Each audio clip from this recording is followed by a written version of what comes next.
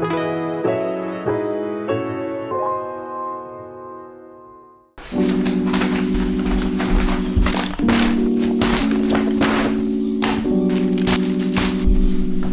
everyone! Welcome back again sa aking vlog. In today's video, mag-unbox po tayo ng mga pinamili ko over the past weeks. So, let's do it. Umpisahan natin dito sa TED Camera Shop. Kasi binili ko to Video Mic Go 2. Yan po yung ginagamit kong microphone sa video na to. Yung problema kasi sa old microphone ko, which is from Rode also, hindi niya nababalance yung microphone itself kasi isa lang yung handle niya. While dito, dalawa na po siya. But then again, wala po akong dead mic. Parang balahibo po siya ng pusa to prevent wind from disrupting my sound. But I'm going to buy that one also whenever I am out and about. And then this one, dun sa last video ko, follow nyo po sila sa Instagram nila. And ito po, mahal po siya.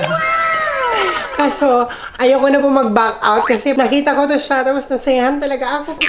Excited ako. Pero pagkita ko sa price, pag sabi niya, I was preparing na $35. Pero ito na po yung hat na binili ko. Kasi nga dito sa Melbourne, mainit po yung weather namin. Kasi hindi po enough yung SPF lang. Kailangan din may protection kayo sa face. Gusto ko nga sanang bumili ng malaking malaki pero hindi pa naman ako magbi-beach. At wala pa naman ako coming trips na magbi-beach kami or kung saan man. Kaya binili ko na to kasi magagamit ko talaga to. Moving on, ito. Parang isang buwan ko ata to hinintay.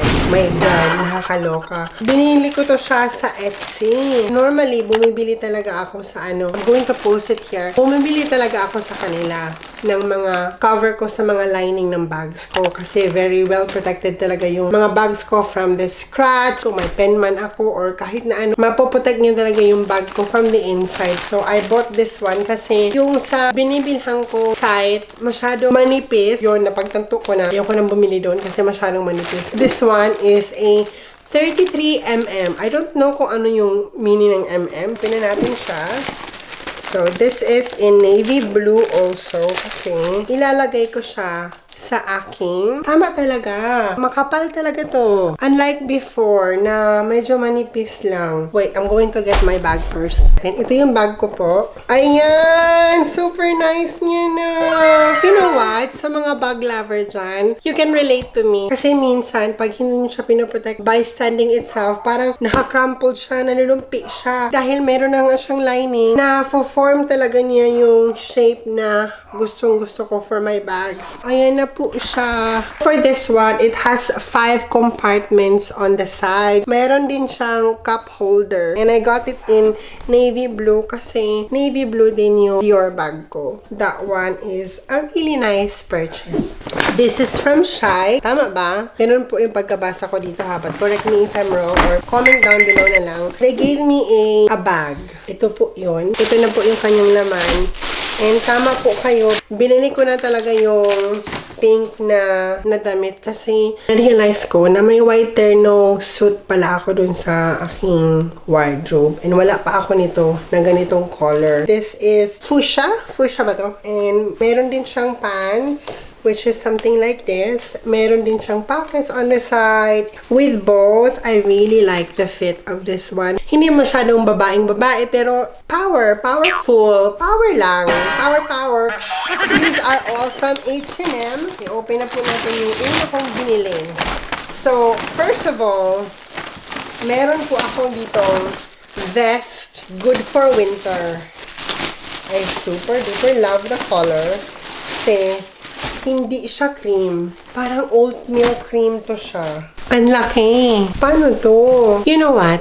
Pet peeve ko talaga yung ibalik yung mga pinamili ko sa shop. Or ibalik to online. Nakakapagod na dahil. Kasi minsan, yung mga feeling natin sa damit natin, hindi man natin suotin ngayon. Later on, susuotin na natin siya. So, wag nyo itong ibalik. Mali ata yung advice ko. Wag nyo akong gayahin. So, ito, meron siyang pocket sa sides. On the other side also. And wala na. Yun lang yung feature niya. Oversized fit po ito. Make sure na extra small yung sa inyo. My God, mali ako. So, this one po is a dress. This is in size small. Maganda rin. Pero ayoko sa texture niya. Parang hindi soft. Anyway, ito po yung texture niya. It doesn't have a lining ha. So, you have to wear something hindi makita sa labas. This one, may pocket ba siya sa sides? So, wala. Wala siyang pocket.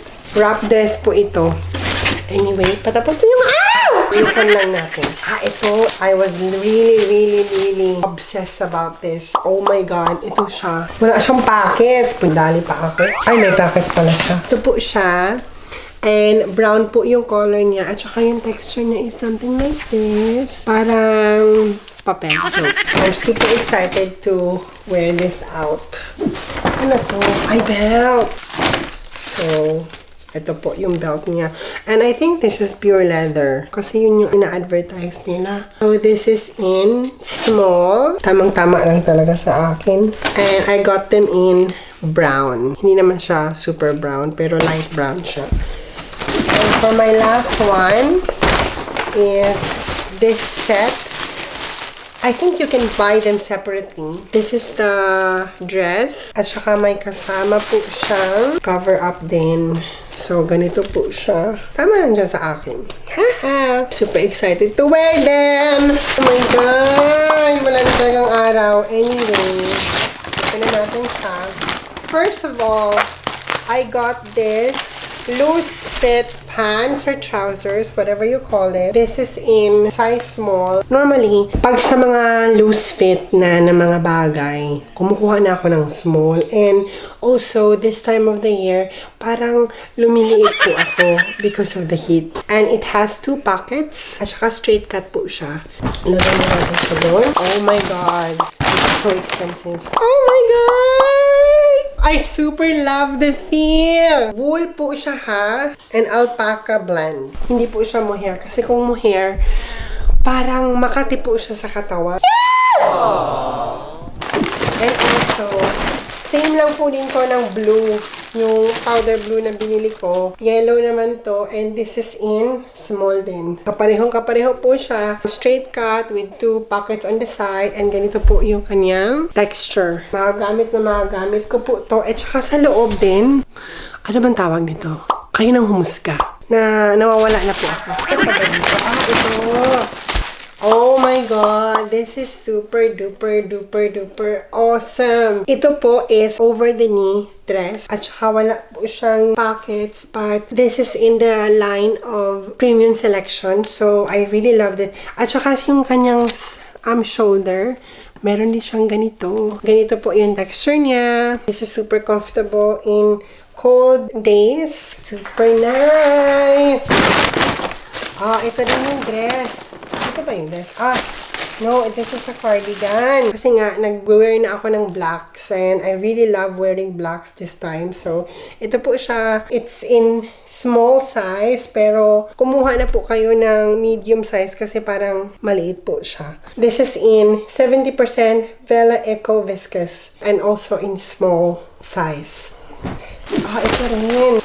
I've been wanting to buy this for a very long while, but I haven't purchased it. I just give them a heart. So, andun po siya sa wishlist ko. Now, I think, dapat ko na itong bilhin. And this is in a straight cut. Also, this one is in the premium selection. And all the premium selections, you can never buy in the store. You can only buy it online. Super love it. Meron na ako darker color nito. I think similar color siya, pero darker lang siya masyado. And this is the texture. And this one naman is a very light one. I love this. Oh my God. I have so many of this and I've used it so many times in the winter season. So, this is a really nice purchase.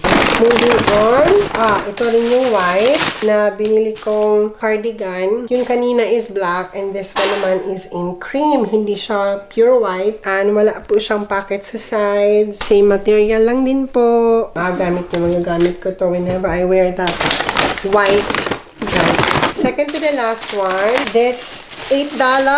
Oh my God. $8 lang po ito.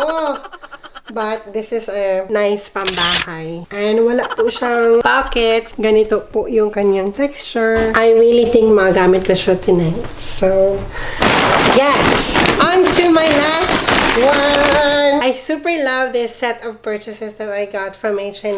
Oh my god, they are phenomenal.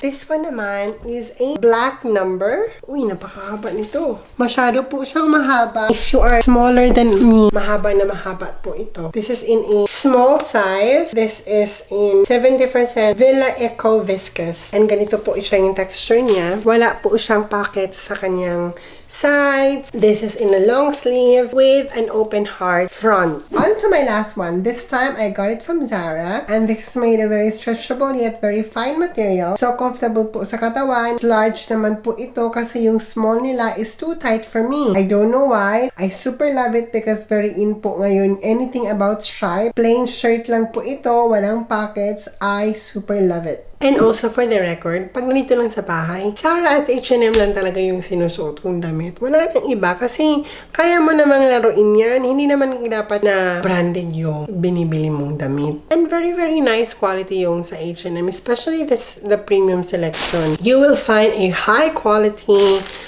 cashmere, wool, or alpaca, mohair. Very nice siya on winter days. So, ayan na po yung mga pinamili ko. I hope nagustuhan niyo. Bye-bye! Hi everyone. Good evening. It's currently almost 8:30. 8:30 I think. I don't know. I lose track of time now.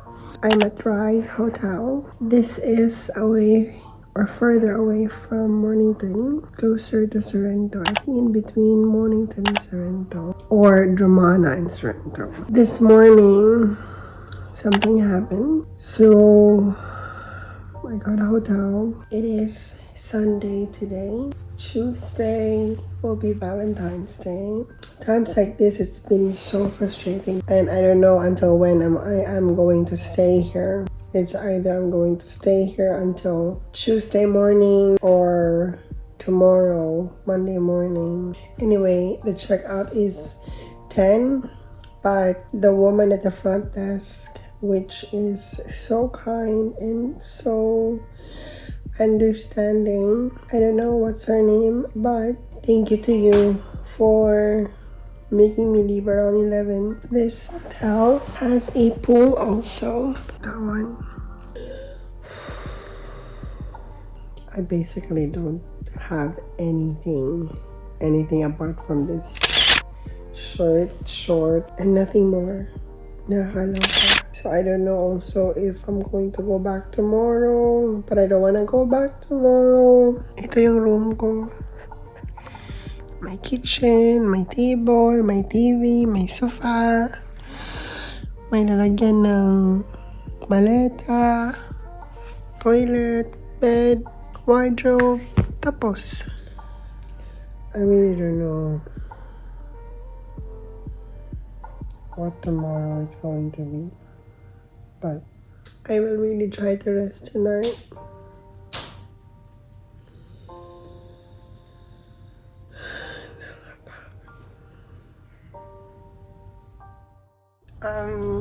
It's in the morning now. 10:10 na ako nagising. I just grabbed my things and I couldn't vlog it because my phone is low bat, and I'm vlogging everything on my phone because everything was fast yesterday. So I just grabbed everything that I could. Anyway, I changed to something like this. This is from my old gym. I put it in my car. Kanina ko lang naisip na, may ano pala ako, may jacket pala ako sa loob ng sasakyan. I really have to take this to the hotel reception because of the bond. Nakuha na po natin ang ating money sa kanila. Let's go and leave. So, andito na tayo sa Sorrento. Ang lamig-lamig dito. Oh. Yes. Thank you so much. Kagabi, mga past 2 a.m. na ako na nakatulog. I don't want to sleep there. I do have a chiropractor today, but 2:15 pa naman siya. Pwede tayong umalis dito ng mga 12:30.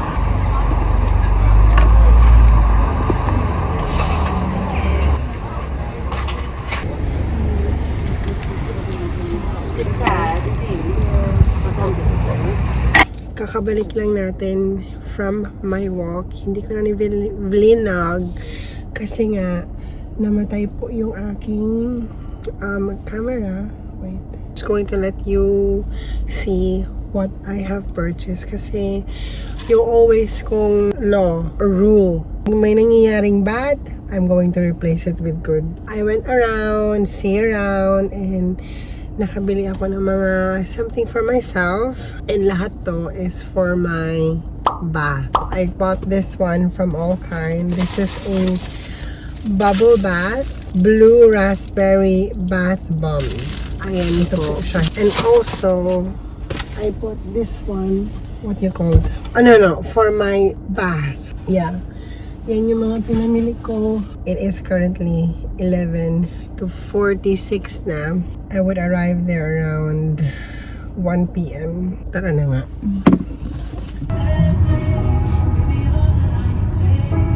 It is just a Karud day today.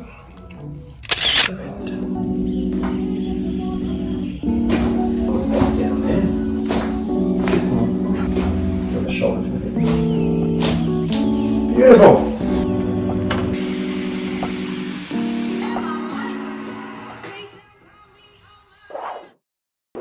This morning, pumunta yung mga maglilinis ang kotse ko. We couldn't take them to the car wash kasi wala mga pakialam yung mga car wash dito. Basta pera-pera lang. Hindi talaga nila kini-clean thoroughly. So, we asked them to come over here kasi nga may suka si John noong December. And ngayon, tinatapanan lang ni John ng mga pabango, ng mga wipes, and hindi naman siya natatanggal. So, pinatanggal na namin siya today. And also, kanina din, mawa na ako ng coffee for them kasi sabi nila, I've heard sa conversation nila ni John na umiinom sila kagabi.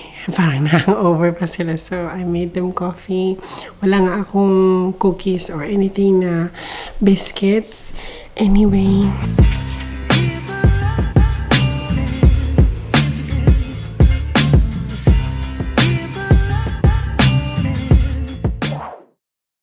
may Cairo ako ngayon and it is supposed to be 3:15 but then again, nawala sa isip ko. I was lucky enough that they were going to still take me in. 6:30 na ngayon yung another appointment ko, which will be soon. Anyway, I'm just here to explain to you bakit hindi kami nag-celebrate ng aming Valentine's Day as a married couple. Kasi nga, nag-away po kami ni John. Yan po yung totoo. Ayoko na pong i-filter na I really wanted to be honest here. Yun po yung nangyari. Sunday, nag-away kami ni John. And same day, umalis po ako dito sa bahay. Pumunta po ako sa Rai. Natulog po ako dun sa Rai Hotel. Bumalik po ako ng Monday afternoon. Feeling ko pa rin, meron pa rin residue ng sama ng loob ko. So, hindi ko pa rin siya kinausap. And then, Tuesday, nagkaayos na po kami. So, natulog na siya sa room.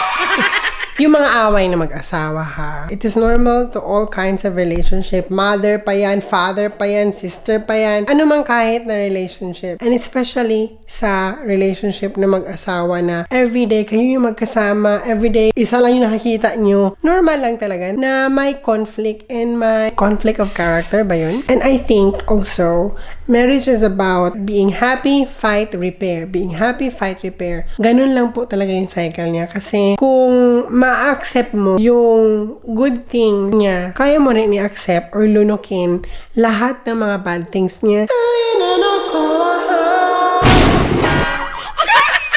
Saan ko ba siya narinig? Narinig ko yata yan sa Instagram or sa YouTube. Sa relationship namin ni John, we try to make sure na may assessment kami isa't isa. Kahit hindi niya man nagigets over and over, kailangan ko pa rin siyang i-repeat. Sabihin ng asawa niyo na nakakalimutan niya. I-pascal niyo sa lahat ng corners ng bahay niyo yung mga rules. Kung hantong naman kayo sa point na yun, gawin niyo na po. Kasi yun po yung relevance sa inyong mag-asawa. I don't care kung hindi man relevance ito sa ibang couple. I don't care. But sa amin, ito po kami. Yan na yan po yung DNA namin. Kasi po, iba-iba yung relevance namin. For example, yung battle namin ni John may be a very different battle to you. What is very significant to me and John might have been very small to you. Same thing with us. Yung small parts sa amin na what we see is basic, what we see is normal, is something that you fought every day. Magkaiba po talaga yung sitwasyon. And magkaiba po tayo ng battle, magkaiba po tayo ng approach, magkaiba po tayo ng story. Everything talaga is iba-iba. And it is case-to-case basis. Couples-to-couples basis yung mga problema natin. And I really hope people that look into others' relationship will have that kind of mindset na iba-iba talaga yung battle natin. With that, iba-iba ang approach, iba-iba yung tool natin to approach it based from our personality. So, I really hope na ganun yung mindset natin. Kaya nga, whenever we have problems, ayoko na nag-vent out kay mama or kay papa or anyone to my family kasi it might have been a very different story to them. Pag ganun yung sitwasyon, it might be a different perspective towards us also, and yung tools nila might have been a different tools also. And the way I would look at it is I would just give a guidance to my mom or to anyone and filter out lang the good parts, take it, and yung mga unnecessary na, I will just void it. Hindi po kami nag-celebrate, and I think hindi na po talaga mag-celebrate ng Valentine's Day kasi nga conflict sa schedule ni John kasi panggabi siya this week and next week. Having those time, dinner pa naman yung gusto kong mangyari. Mahirap talaga na ipasok yung dinner unless Sunday night. Pero next week na, ina-upload ko na to. Wala nang time. Wala ba kong sabihin? Anyway, sana po nagustuhan yung video na to. And have a nice week. Be safe. Bye-bye.